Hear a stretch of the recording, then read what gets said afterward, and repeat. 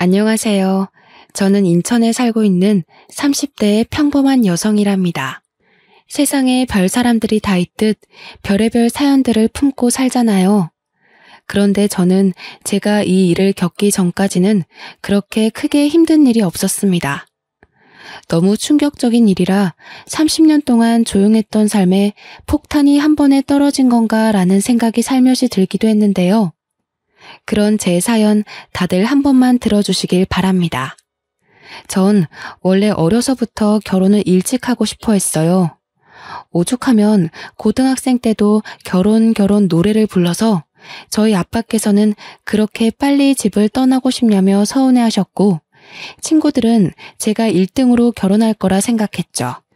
저 역시 제가 1등으로 결혼할 줄 알았습니다. 그러나 현실은 제 꿈을 이루기에는 너무 버거운 존재였어요. 늘 자연스럽게 만나서 연애하는 걸 좋아했던 편인데, 그러다 보니 결혼 상대로는 부족한 면들이 보였고 결국 헤어짐으로 이어졌습니다. 그들이 특별히 뭘 잘못했다기보다는 결혼까진 아닌 연애 있잖아요. 제가 이렇게 헤매고 있을 때 주변 친구들은 오히려 저보다 빨리 시집을 가기 시작했고 애를 낳고 사는 모습을 보니 마냥 부러웠습니다. 그렇게 초조해야 할 나이는 아니라는 걸 알지만 그냥 결혼을 하고 싶었거든요. 결국 저는 자연스러운 만남을 포기하고 결혼을 위해 상대방의 조건을 모두 파악한 후 만나는 자리를 선택했고, 그렇게 여러 남자와의 만남 끝에 제 짝을 찾았습니다. 지금의 제 남편은 조건도 만족이었는데 심지어 첫날 얼굴을 확인했더니 너무 잘생겨서 완전히 빠져버렸습니다. 결혼 생활은 결국 서로 얼굴 보고 사는 거잖아요. 남편의 외적인 모습까지 제 맘에 쏙 들어버렸습니다. 역시 인연은 따로 있다고 하던데 내 인연이 여기 있었구나 싶었어요.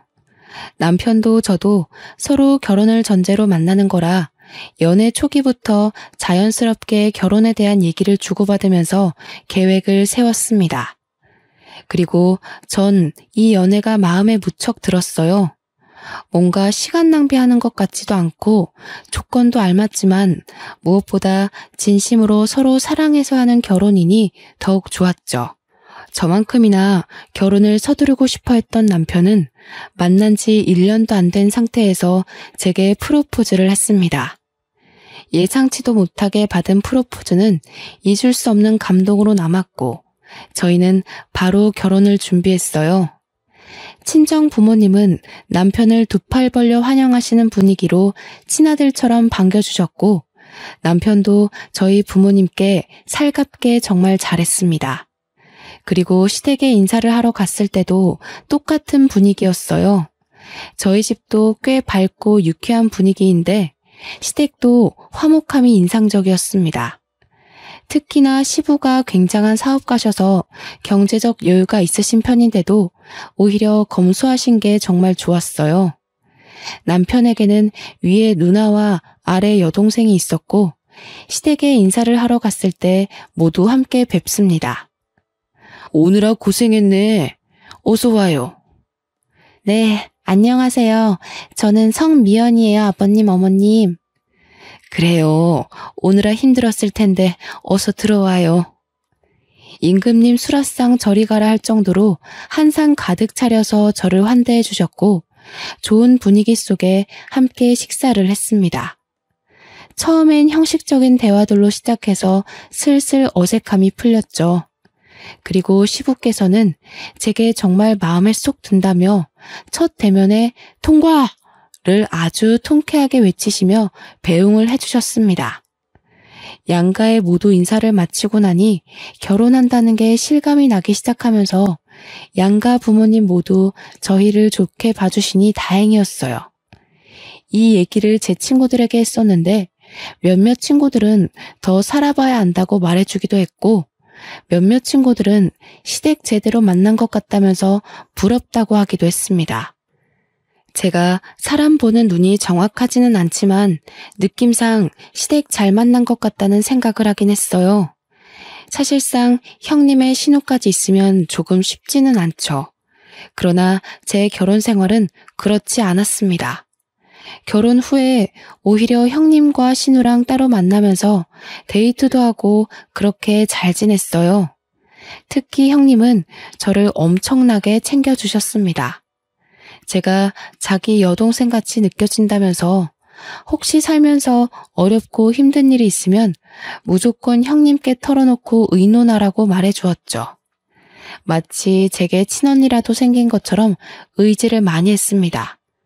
시댁과 저희 신혼집이 차로 40분 정도 거리였고 결혼하신 형님네는 1시간 거리였어요.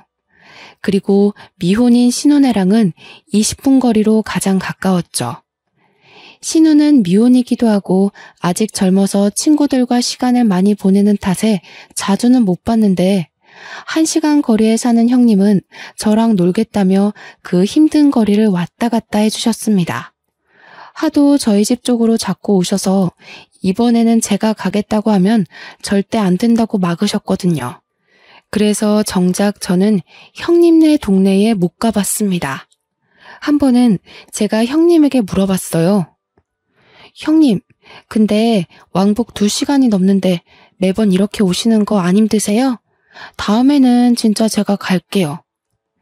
무슨 소리야. 옳게. 힘든 거 하지 마.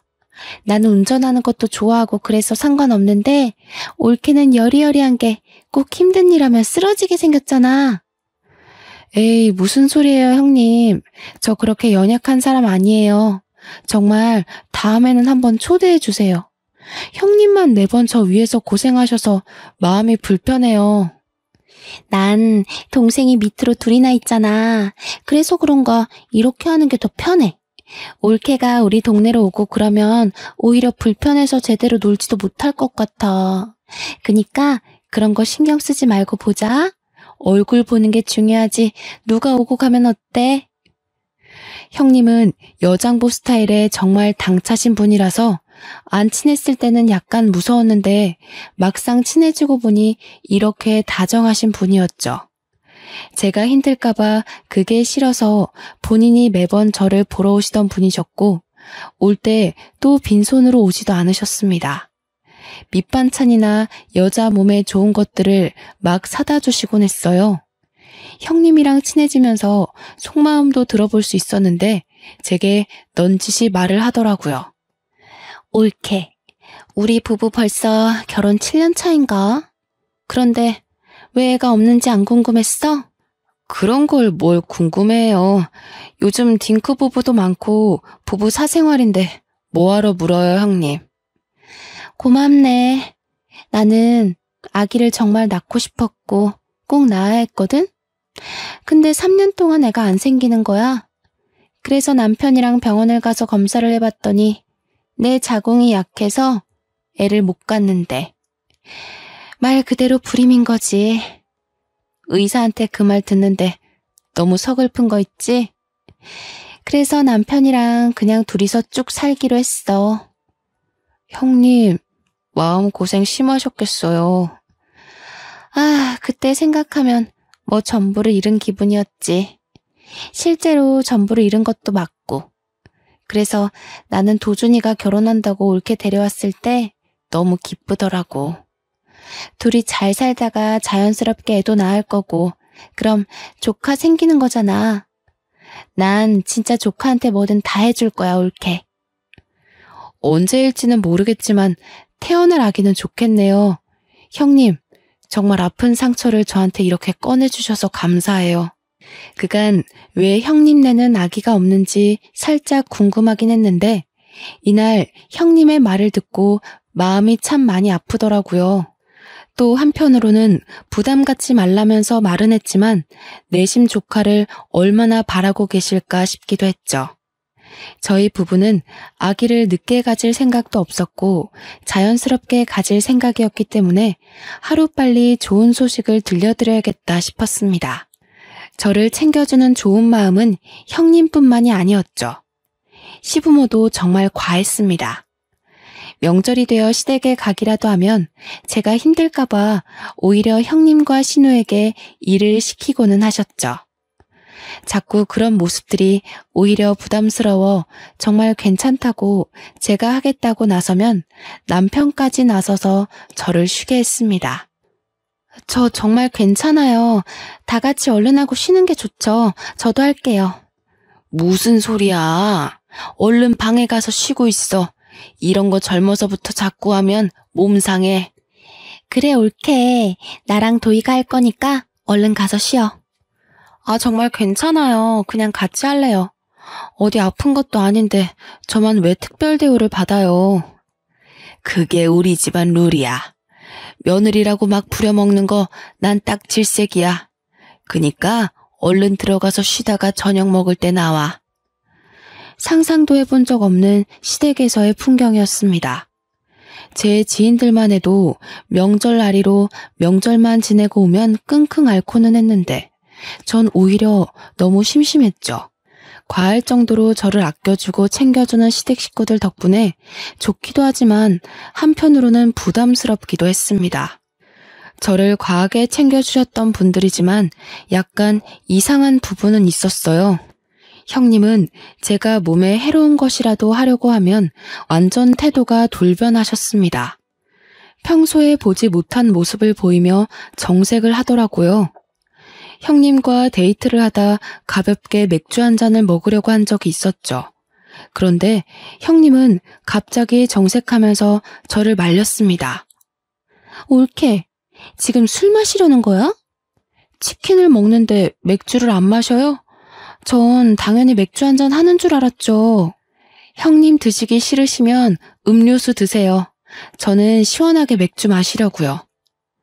무슨 소리야, 옳게. 내가 맥주를 마시고 옳게는 음료수를 마셔야지. 아직 아기도 안 낳은 사람이 몸 관리 안 하는 거야? 그러다 큰일 나. 형님, 맥주 한 잔 먹는다고 무슨 큰일이 나요. 평소에도 마시는데요. 평소에도 마신다고?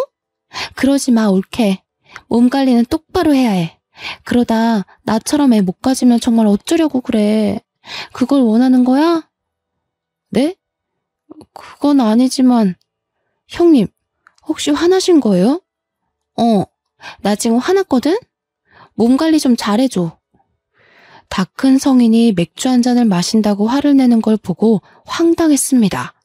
제가 임신 중에 마시는 것도 아니고 심지어 임신 준비를 하고 있는 것도 아닌데 너무 과하지 않나 싶었죠. 이때부터 형님의 행동을 유심히 보게 되었어요. 그렇게 유심히 보니까 형님이 제게 과하게 막는 것들이 있다는 걸 알았죠. 너무 자극적인 음식이나 건강에 해로운 음식들은 절대 먹지 못하게 했고 형님이 해다주는 반찬이나 먹자고 하는 음식들은 전부 산모에게 좋은 음식이나 여자에게 좋은 음식이었습니다. 물론 가볍게 생각하면 임신을 생각하고 있는 저를 위해서 노력해 주신다고 생각할 수 있지만 결코 가볍게 생각할 수 있는 문제가 아니었죠. 왜냐면 시모도 가만히 있는데 왜 형님이 나서서 임신 압박을 은근히 주는 건지 모르겠더라고요. 이게 말로만 듣던 임신 압박이구나를 내심 깨닫게 되었습니다. 평소에는 천사 모습을 한 형님이셨지만 저렇게 제가 본인의 뜻에 어긋난다 싶으면 완전히 정색한 호랑이로 돌변하고는 했죠. 그런 모습들이 점점 불편해지기 시작할 때쯤 아니나 다를까 형님은 대놓고 제게 물어봤습니다. 옳게, 그나저나 아직 소식은 없는 거야? 네? 어떤 소식이요? 어떤 소식이냐니. 당연히 임신이지. 아, 네, 아직 없죠. 왜 아직 없어? 한참 불타오를 신혼인데. 아직 없으면 문제 있는 거 아니야? 그런데 그렇게 천하태평하게 있는 거야? 형님, 저희 결혼한 지 이제 2달 조금 넘었어요. 아직 걱정할 정도는 아니잖아요. 무슨 소리를 하는 거야. 젊은 사람들은 혼전 임신에 허니문 베이비로 바로 임신하는 마당에 가만 보면 옳게는 너무 안일하게 생각하는 것 같아. 그런 게 아니라 아직 그렇게 급하지가 않아요. 이 사람도 그렇고 저도 그렇고. 그건 옳게 생각 아니야? 올케가 자꾸 그렇게 생각하고 말하니까 정작 도준이는 그런 마음이 아니어도 말 못하는 거 아니냐고. 형님, 그런데 왜 화를 내세요? 제가 뭘 잘못한 건가요? 임신을 하는 건 저희 부부가 선택할 일이고 저희끼리 알아서 하겠다고 분명 말씀드렸는데 매번 왜 그러세요? 저 형님이 자꾸 이러시는 거 너무 불편해요. 옳게. 불편이고 뭐고 지금 그게 중요한 게 아니야. 내일 나랑 어디 좀 가자. 오후에 시간 꼭 비워도. 형님은 제게 임신을 아직도 안 했다며 대놓고 화를 내셨어요. 과연 이게 맞는 상황인가 싶었습니다. 저는 이날 집으로 돌아와서 아무리 생각을 해봐도 형님의 태도를 이해하긴 어려웠고 남편에게 전부 솔직하게 말했어요. 여보, 형님이 자꾸 나한테 임신하라고 압박을 줘. 한두 번도 아니고 술 마시면 몸 관리 안 한다고 뭐라고 하고 조금 매운 거 먹어도 뭐라고 하시는데 처음에는 그러려니 했거든? 근데 이게 계속 쌓이고 쌓여서 이상하다 싶었는데 오늘은 대놓고 화를 내더라니까? 대체 형님 왜 그러셔? 당신이 이해 좀 해줘. 그래도 누나가 당신 끔찍하게 생각하고 챙겨주잖아. 누나는 애를 엄청 원했는데 불임으로 애 못 나온 거 알잖아. 그러니 조카가 보고 싶겠지. 그 과한 마음이 당신을 힘들게 했나 보다. 혹시라도 너무 과하면 말해줘. 내가 자제시킬 테니까. 나도 그렇게 생각하고 이해하려고 한 건데 도가 지나치잖아. 내가 임신을 언제 하든 솔직히 형님이 신경 쓰실 부분은 아니잖아. 어머님, 아버님도 가만히 계시는데 형님이 왜 그러셔? 그렇지, 맞지. 누나가 조금 과했네. 당신이 이해 좀 해줘. 남편에게 말했지만 돌아오는 대답은 이해를 해달라 뿐이었습니다. 솔직히 저도 형님이 불임이라는 말을 듣고 조카를 원해서 그렇겠다고 생각을 하면서 이해하려고 노력을 많이 했었죠. 하지만 저렇게 대놓고 화까지 내는 걸 누가 쉽게 이해하겠어요. 기분이 너무 나빴지만 꾹 누르고 다음 날이 되었습니다. 형님은 이날 제게 어딘가를 가자고 했지만 솔직히 가기 싫었어요. 가기 싫어서 빈둥빈둥하고 있는데 아주 칼같이 저를 데리러 왔고 어디 가는지도 모르고 우선 차에 탔습니다. 제가 차에 타서도 내내 어디 가는 거냐고 물었는데 대답을 안 해주는 거예요. 자꾸 말을 돌리고 회피하는 게 느껴져서 뭔가 이상하다고 싶었습니다. 그렇게 한 상가 건물 지하 주차장을 들어가는데 그 건물은 병원 건물이었죠. 얼핏 산부인과를 본 것 같아서 제가 혹시나 하는 마음에 차에서 내리지 않고 물어봤습니다. 형님, 설마 지금 산부인과 가는 거예요? 산부인과 가는 거 맞는데? 여기가 내 지인이 의사야. 그래서 잘해줄 거야. 걱정하지 말고 얼른 가보자. 자연 임신이 어려운 거면 빨리 시험관이든 뭐든 해야지. 그렇게 넋 놓고 있을 때가 아니거든. 형님, 정말 뭐 하시는 거예요? 저랑 의논도 안 하시고 병원을 데려오세요. 지금 이거 너무 선 넘는 행동인 거 아시죠? 정말 많이 참으려고 노력하고 있는데 오늘은 도저히 못 참겠네요. 검사를 받더라도 제가 알아서 받을 거니까 제발 저희 부부 일에 신경 좀 꺼주실래요? 가긴 어디를 가. 여기까지 왔으면 검사라도 하고 가라니까. 검사하는 게 뭐 어려운 것도 아닌데 대체 왜 그래 어린애처럼. 제가 지금 검사하는 게 어려워서 이래요? 형님 행동하시는 게 기분 나쁘니까 그렇죠. 저는 형님이 잘 챙겨주셔서 진심으로 좋고 감사했는데 아무래도 적당히 선을 두고 보는 게 좋겠네요. 당분간은 따로 찾아오지 말아주세요.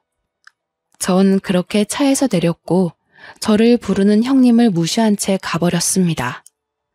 집으로 오는 길 내내 아무리 생각해도 너무 화가 나는 거예요. 막말로 형님이 뭔데 저렇게까지 설치는지 모르겠고 불편하다 못해 오만정이 다 떨어졌습니다. 남편이 퇴근해서 돌아올 때까지 전 기다렸다가 남편에게도 말했어요. 나 오늘 형님 손에 이끌려서 강제로 산부인과 가서 검사 받을 뻔했어. 나한테 한마디 상의도 없이 병원까지 갔다고. 내가 대체 어디까지 이해를 해줘야 하는데? 말 좀 해봐. 아, 정말이야?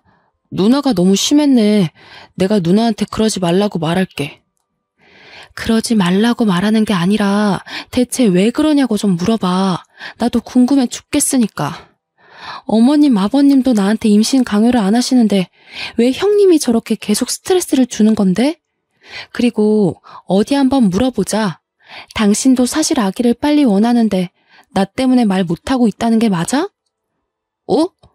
아니, 뭐 꼭 그런 거는 아니고 그냥 빨리 생기면 좋기는 하지. 나한테는 그런 말 한 적도 없잖아. 그런 생각이 있으면 당사자인 나한테 말을 해야지. 왜 형님한테 말해서 전해 듣게 만들어? 결국 당신도 문제야. 이날 남편에게 엄청나게 퍼부었습니다. 형님을 대신해 남편에게 화풀이를 한 거죠. 남편은 한참을 제 말을 들어주다가 사실은 아이를 원한다면서 빨리 낳고 싶다고 말을 했어요. 이런 말을 아내인 제게 했으면 정말 좋았겠죠. 왜 저한테 안 하고 형님에게 했는지 모르겠더라고요.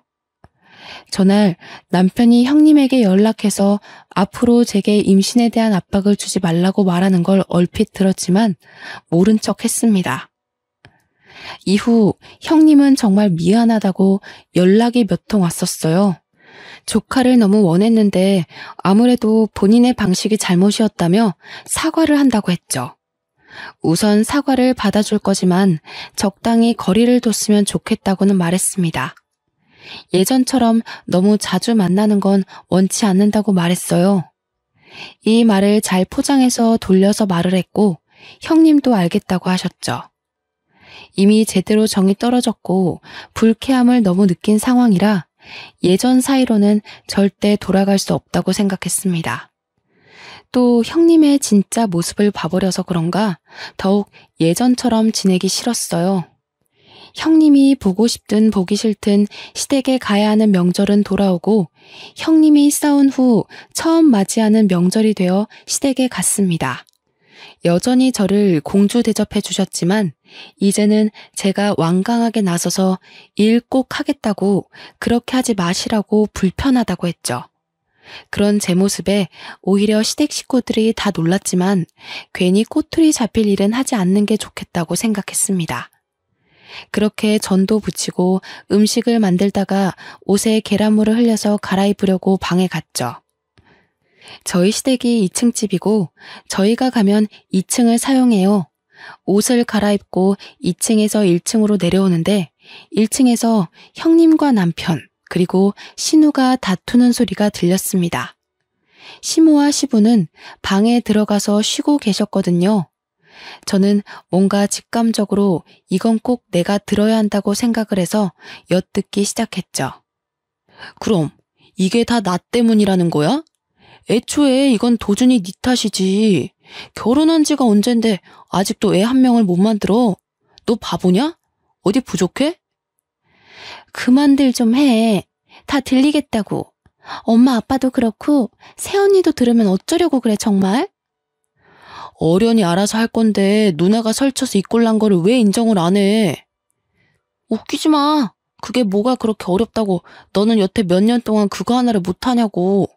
언제까지 내가 이러고 있어야 하는데 나는 뭐 좋아서 이러고 있냐고. 아, 그럼 빠지던가. 원래 아들인 나한테만 주는 건데 불쌍해서 끼워줬더니 말이 많아. 내가 경고하는데 누나 설치지 마. 한 번만 더 설쳐서 일 키우면 누나는 국물도 없어. 아, 그만들 좀 하라고. 기다려봐. 내가 망보고 올게. 딱 봐도 내용이 이상한 대화였고 신우가 망을 보고 온다는 말에 전 다시 계단을 올라갔습니다. 그리고 자연스럽게 내려오는 척 했어요. 마주친 신우에게는 뭐 가지러 가냐고 물었고 저를 보고 깜짝 놀란 신우는 어색하게 그렇다며 올라갔습니다. 내려와서 아무렇지 않게 음식을 하는데 아무리 생각해도 저 대화에 대해 너무 물어보고 싶었죠. 그러나 물어본다고 대답해줄 사람들은 아니었기에 머리를 굴려봤어요. 분명히 뭔가 있구나 싶었습니다. 제가 음식을 하는 와중에도 제 눈치를 살짝 보는 형님과 남편의 시선이 느껴졌지만 애써 무시하며 음식을 했어요. 다 끝낸 후 다 같이 저녁을 먹는데 갑자기 형님이 이상한 말을 꺼냈습니다. 우리 엄마랑 아빠는 좋겠네. 며느리가 하지 말라고 해도 직접 이렇게 맛있는 명절 음식도 해주고. 좋기야 한데 정말 괜찮으니까 다음부턴 하지 마. 힘들어. 그래 세아가. 여기 식구가 몇인데 너까지 고생하니? 거봐. 들었지 올케? 다음부터는 안 해도 괜찮아. 올케는 이런 거 하지 말고 예쁜 손주를 안겨줘야 진짜 효도하는 거지. 그렇지? 아유, 그럼 바랄 것도 없지. 내가 지금 이 나이에도 아직 버티고 있는 이유가 태어날 손주한테 한 푼이라도 더 주려고 그러는 건데. 그러게, 생각해보니 너희는 여태 소식이 없니? 병원은 가본 거야? 몸에 문제 있는 거 아니야? 아, 저희 아직 젊고 병원까지는 안 가봤어요. 조금 더 노력해보고 그래도 안 생기면 같이 병원 가볼게요. 젊다고 생각할 문제가 아니야, 세아가. 요즘 식습관에 환경 문제까지 겹쳐서 젊은 아가씨들도 불임이 얼마나 많은데 그걸 가볍게 생각하고 있었어?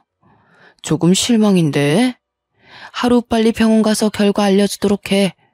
내가 다른 건 다 세아가 너 편하게 해주지만 이 문제는 쉽게 넘어갈 게 아니야.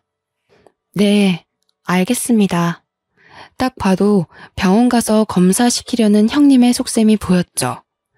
대화 내용도 그렇고 저렇게까지 해서 저를 병원에 데려가는 모습도 그렇고 아무래도 뭔가 있다는 생각을 떨쳐낼 수가 없었습니다.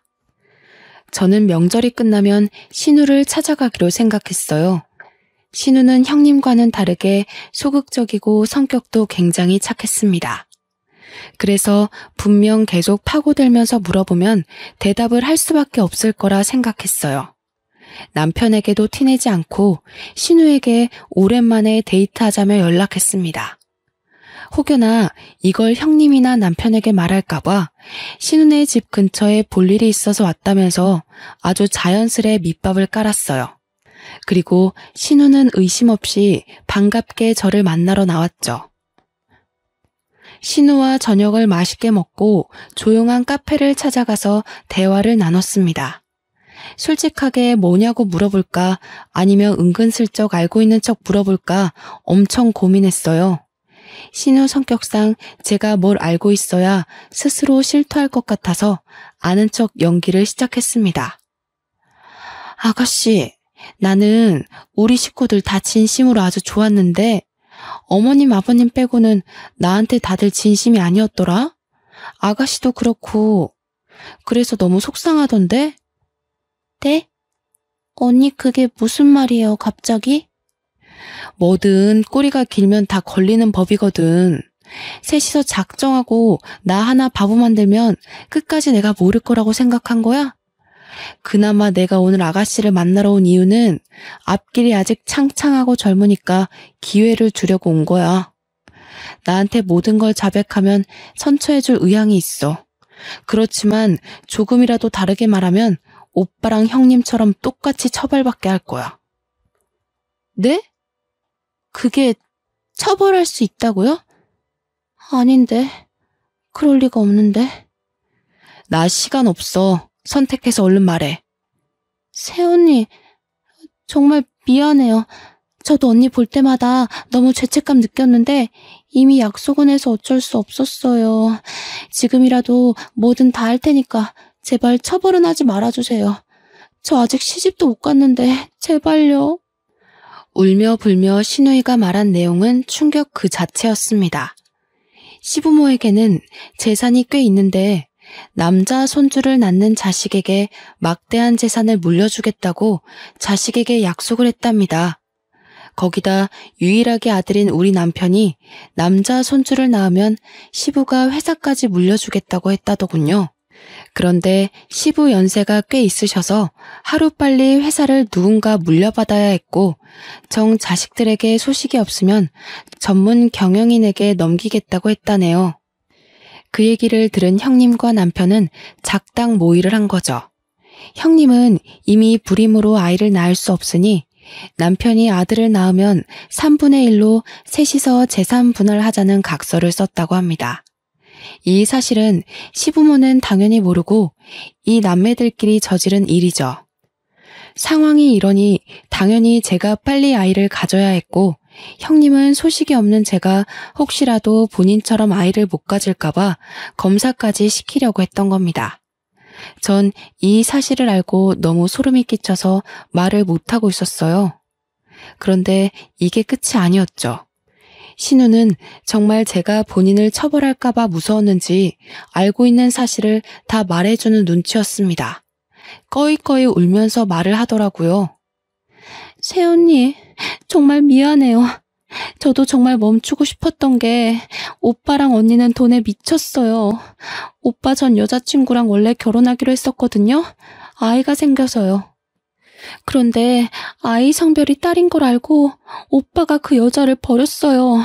그래서 아이랑 그 여자랑 정말 힘들게 살 거예요. 지금도. 뭐라고? 진짜 너네 사람이 아니구나. 그걸 알면서도 눈 감아준 건 결국 아가씨 너도 공범인 거야. 알아? 아무리 돈이 좋고 각서를 썼더라도 가족이니까 그만하라고, 이건 멈춰야 한다고 말렸어야지. 그런데 나한테까지 피해를 주려고 해? 미안해요, 정말로. 언니는 그 전 여자친구가 꼴나기 전에 얼른 떠나요. 그냥 내가 해줄 수 있는 말이 이것뿐이에요. 그리고 저희 부모님한테는 비밀로 해줘요. 부모님 아시면 저희 죽어요, 정말. 우선 아가씨가 나한테 말한 거 알면 형님이랑 남편이 가만 안 둘 거야. 나도 모른 척하고 있을 테니까 아가씨도 당분간은 모른 척해. 혹시라도 신우가 형님과 남편에게 자백했다고 말해서 일이 틀어질까봐 입단속을 시켰습니다. 모든 사실을 알고 나니까 너무 충격적이라서 그런지 입이 다물어지지도 않더라고요. 충격이 커서 남편과 한 침대에서 도저히 함께 잘 자신이 없어서 일이 생겼다 말하고 그날은 호텔에 가서 혼자 하루를 보냈습니다. 밤을 새우면서 많은 생각을 했는데 그 전 여자친구라는 사람을 찾아서 꼭 만나야겠더라고요. 그래야 정확하게 알 수 있을 것 같았죠. 그런데 이상하게 걸어다니는데 속이 울렁거리고 자꾸 몸이 나른한 게 잠을 미친 듯이 잤어요. 아무래도 스트레스를 과하게 받아서 그런 거겠지 생각하고 넘겼는데 순간 설마 하는 생각이 들었죠. 혹시나 하는 마음에 테스트기를 해봤는데 2줄이 나와버렸습니다. 하필 이 타이밍에 임신 사실을 알게 되니 막막해서 테스트기를 종류별로 한 6개를 해본 것 같아요. 가장 정확한 건 아무래도 병원을 가봐야 하는 거니 바로 병원을 가봤죠. 주수가 짧아서 아직 성별은 확인이 불가했지만 임신이 맞았습니다. 저는 그냥 그날 바로 남편에게 말했어요. 나 임신이래. 오늘 병원 갔다 왔어. 뭐?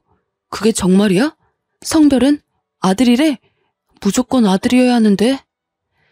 당신 정말 웃긴다. 왜 아들이어야 하는데? 임신을 축하해줘야지 성별을 따지고 들어? 왜? 딸이면 어쩔 건데? 지우려고? 어? 에이, 왜 그래? 당신 임신했다고 벌써 예민한 거야? 무조건 아들을 낳아야지. 내 아빠 말 못 들었어? 아들이 태어나야 딱 물려받을 거 다 받고 그러지. 자기 전에 하늘에 빌고 또 빌어야겠다. 무조건 아들, 제발. 딸이면 어쩔 건데? 딸이면 솔직히 난 낳기 싫어. 그냥 지우고 다시 가져야지 뭐. 생명이 무슨 장난이니? 소름 끼친다 당신. 태어나서 환영 못 받을 바에는 기억도 없을 때 없어지는 게 맞지. 너 같은 게 왜 태어났을까? 너희 남매 재산 분할 때문에 아들 낳아줄 여자가 필요하다며? 다 필요 없고 소름 끼치니까 당분간 떨어져서 지내자. 생각할 시간이 필요해. 뭐? 그거야 맞는 말이긴 하지만 그렇다고 해서 당신한테 피해를 준 건 아니잖아. 우선 아직 성별도 모르니까 그래, 떨어져 지내면서 편하게 있어. 내가 안 보일 테니까. 그치만 꼭 몸 조심해야 돼. 사람이라면 감히 내뱉을 수 없는 말을 아무렇지 않게 하는 남편을 보고 전 충격을 받았습니다. 별거를 하자고 말했지만 남편은 별거고 뭐고 귀에 들리지도 않았고 기뻐서 날뛰더라고요. 아직 성별을 모르니 성별이 판별될 때까지는 나가 있어 주겠다는 말을 하는데 저게 사람인가 싶었습니다. 전 이미 모든 마음의 결정은 했고 이혼 준비를 바로 시작했어요. 이어 미혼모로 사는 남편의 전 여자친구를 찾기 위해 흥신소의 도움을 받았습니다. 흥신소의 도움을 받았더니 생각보다 빨리 찾게 되었고 제 생각보다 그 여자는 너무 힘겹게 살고 있었습니다. 같은 여자로서 너무 안타까웠습니다. 제가 먼저 연락드리니 저보다 남편에게 복수하려고 이를 갈고 있더군요. 안녕하세요. 저 전화드린 성미연이에요. 네네. 집이 허름하죠. 우선 앉으시고 정말 찾아와줘서 고마워요. 그 자식 그쪽한테도 그렇게 했어요? 저랑 우리 딸 버리듯 그렇게 한 거예요? 그러려고 하고 있는 것 같아요. 저는 아직 초기라 성별을 모르거든요. 근데 아들이 아니면 지울 거라네요. 그 자식 사람 아니에요. 지가 결혼하자고 매달리고 또 매달리고 원치도 않는 임신까지 시켜놓고서 딸인 거 알자마자 처참하게 버리더라고요. 저는 그때 너무 어렸고 심지어 그 자식 때문에 부모님이랑도 연을 끊어서 갈 곳도 없었는데 정말 딸아이랑 둘이 얼마나 힘들게 살았는지 몰라요. 당장이라도 멱살 잡고 싶지만 먹고 사는 게 힘들어서 복수는 꿈도 못 꾸고 살았어요. 제가 도와드릴게요. 우리 그 복수 같이 해요. 저도 그 자식 가만 안 둘 거거든요. 그 여자의 말을 들어보니 마지막 순간까지도 남편한테 매달렸다고 합니다. 그렇지만 남편은 다른 여자가 생겼다면서 넌 이제 필요 없다고 아주 매몰차게 거부를 했다고 해요. 결국 딸을 가진 여자니까 버린 거고 재산에 눈이 멀어버린 괴물 같은 놈인 거죠. 저는 전 여자친구와 함께 복수를 시원하게 하고 끝내기로 마음먹었습니다.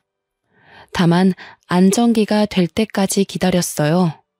그 기간 동안 따로 나가 살 집을 구했고 그곳으로 제 짐을 옮겨서 이사하고 있었습니다. 별거 중이라 집에 오지 않던 남편은 이 사실을 전혀 몰랐죠. 이혼을 준비하고 있다는 사실도 모르고 천하태평하게 지내는 남편이 웃겼습니다. 그리고 안정기에 접어들면서 성별이 아들이라는 것을 알게 되었어요. 저는 남편에게 성별이 아들이라고 메시지를 보내자마자 미친 듯이 전화가 왔죠. 여보, 세상에 아들이 맞아? 사실이야? 고생했어. 역시 우리 여보는 해낼 줄 알았어. 내가 정말 사랑하는 거 알지? 뭐 갖고 싶어? 내가 다 사줄게. 그러나 전 간결하게 딱 한마디만 하고 끊었습니다. 웃기시네. 나 너랑 이혼할 거야. 입 다물고 너희 부모님 집 앞으로 와. 아마 빨리 오는 게 좋을 거다. 남편이 버린 전 여친과 함께 시댁으로 쳐들어갔습니다. 시댁에 도착했을 때는 이미 형님과 신우 그리고 시부모가 있었고 전 여자친구를 보자마자 형님과 신우는 사색이 되었죠. 영문을 모르는 시부모에게는 제가 친절하게 설명을 해드렸습니다. 어머님, 아버님, 당신 자식들이 얼마나 괴물인 줄 아세요? 재산 그거 물려받겠다고 자기들끼리 각서까지 썼다네요. 제 남편이 아들 낳으면 3분의 1에서 나눠 갖기로요. 그리고 여기 있는 이 여자분은 저랑 만나기 전에 이미 남편의 딸을 낳으신 분이에요. 그런데 남편이 아들이 아니라 딸을 낳았다면서 이 여자분을 버렸다네요? 뭐라고? 그게 사실이니? 네, 제가 산 증인이죠. 제 딸아이가 벌써 5살이에요. 그 세월을 얼마나 피눈물 흘리면서 살았는 줄 아세요? 아무리 돈이 좋다고 해도 그렇지. 어떻게 그럴 수 있냐고 어떡해. 그 나쁜 자식 때문에 나랑 내 새끼는 매일 피눈물 흘리면서 살았는데 아직도 이러고 살고 있네요. 당신 아들은 돈에 미쳤다고요. 저한테 형님은 그러셨죠. 애 빨리 낳으라고 압박 주셨고 술도 한 모금 못 마시게 하고 마치 겉으로는 저를 무척 아끼는 척하면서 사실은 애 빨리 갖게 하려고 참 애 많이 쓰셨죠. 그런데 어머님 아버님, 이 사람이 저 임신했다는 말 하자마자 뭐라 한 줄 아세요? 아들 아니면 지우고 다시 갖자던데요. 딸이면 낳을 필요가 없다고요. 그래서 저 이혼할 거예요. 제 말이 끝나자마자 시모는 뒷목 잡고 쓰러졌고 뒤늦게 도착한 남편은 전 여자친구를 보자마자 막 쫓아내려고 했습니다. 그걸 제가 말리고 있는데 시부가 남편의 멱살을 잡고 확 끌어서 뺨을 때리며 말했어요. 정신 차려. 네가 사람이냐? 내가 그런 뜻으로 너희한테 말한 줄 알아? 나는 괴물 새끼들한테는 돈 한 푼 줄 수 없다. 당장 내 집에서 나가! 이 말을 들은 남편은 저 때문에 모든 게 망했다면서 제 뺨을 때리더라고요. 그래서 저도 어이가 없어서 급소를 확 발로 차주면서 말했죠. 웃기고 있네. 야, 너 같은 건 씨 뿌릴 자격도 없어. 넌 죽을 때까지 절대 뿌리고 다니지 마. 여자들이 너무 아까우니까. 그러고 시댁을 나섰습니다. 몇 달 동안 남편과 이미 별거 중이었고 시댁 소식은 들을 길이 없었는데 그나마 신우가 먼저 연락해서 술술 말해주더군요. 전 남편은 집에서도 쫓겨나고 시아버님은 충격에 전문 경영인을 구하기로 했다네요. 너무 통쾌하더라고요. 웃긴 건 시부의 모든 경제적 지원이 끊겨버린 남편은 제게 다시 시작하자며 매달리기 시작했습니다. 제 뱃속에 아들이 있으니 다시 시부모님을 설득해서 자기가 회사만 물려받으면 모든 게 끝난다고요. 그 말을 듣는데 참 어이가 없었죠. 저는 완벽하게 무시하고 아예 연락을 차단해버렸습니다. 1년 전 잘생긴 아들을 출산하고 지금은 친정 부모님의 도움을 받으며 잘 키우고 있어요. 아이가 태어나자마자 시부모님이 조심스럽게 저한테 연락을 하셨어요. 본인 아들은 버렸지만 귀여운 손주 얼굴은 꼭 보고 싶다고 하면서요. 그 마음이 이해가 안 되는 건 아니었기에 지금은 전 시부모님과는 왕래하며 아들 얼굴도 보여주고 있어요. 아버님은 우리 아들이 커서 경영에 관심 있다고 하면 언제든 회사를 물려준다고 장난처럼 말씀하시더라고요. 저는 돈에 눈이 멀었던 전 남편과는 다른 사람이기에 그런 농담 하시지 말라고 하셨습니다. 지금은 아들 키우는 재미로 살고 있어요. 어찌나 하루하루 쑥쑥 크는지 한시라도 눈을 뗄 수가 없을 정도로 귀엽더라고요. 아, 그리고 남편의 전 여친분도 시부모님이 책임지고 좋은 집으로 이사도 해주셨고 모자란 생활비도 지원해 주신다고 그러더군요. 시부모님은 착하신데 어떻게 그 핏줄에서 악마 같은 전 남편이 태어났나 아직도 모르겠어요. 그래서 저는 아들을 키우면서 돈이 전부가 아니라는 것을 제대로 가르쳐 줄 생각입니다. 제 사연을 읽어주신 분들도 모두 행복하시길 바라며 마무리할게요.